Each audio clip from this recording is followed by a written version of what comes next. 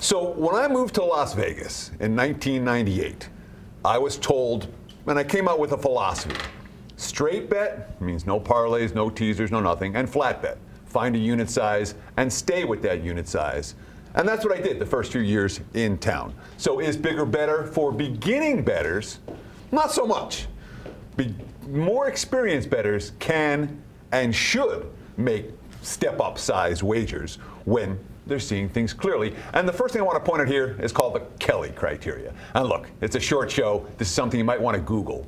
But okay. The Kelly criteria talks about how you can bet more when you have a bigger advantage. So if you can effectively calculate your advantage, you're allowed to bet more than your standard size wager. But we're talking about step-up wagers, Dave. Yeah.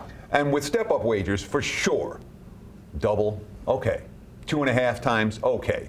You don't want to factor 10 times your normal bet or 20 times your normal bet or 100 times your normal bet. That's when people get destroyed. So if you're a $10 bettor, don't go betting $100. Exactly. 20, 25 bucks. Yes. Okay. Perfect. Well, Jack, this is going to be fun. You don't agree necessarily with Teddy. I definitely do not. And by the way, Teddy's talking about Teddy, who knows how to handicap correctly. I certainly can do some of that, but I will tell you, for everybody else out there listening, probably not a good idea. Here's why. If I told you, Dave, right now that I was going to give you 100 games and you were going to win 60 and you were going to lose 40, would you vary your bets?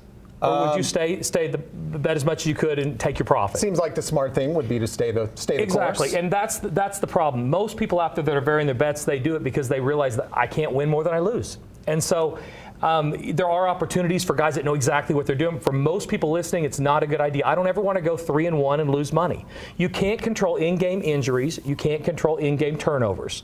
And so those are the two most important things. If you get a quarterback that goes out early in the game, a team turns it over 4 or 5 times, that becomes a problem in getting that one win that you've pushed up. And the bigger problem is that in a league that favorites are rarely going to have value, you're going to be asked to find value in underdogs. And so that, to me, also is contrarian to pressing bets up. So for me personally, and frankly most people listening, probably not a good idea. Teddy, how would you respond? I gotta say, if you give me and say I'm going to win 60% of my bets and I can up my bet sizes sometimes, I'll absolutely do it because I have a 60% chance of winning the bigger bet. So mathematically, again, this is mathematically, it's not for beginning bettors. Yeah, but that's if you the key. have some experience, if you have an idea of what we're looking for, we'll talk about that more later in the show.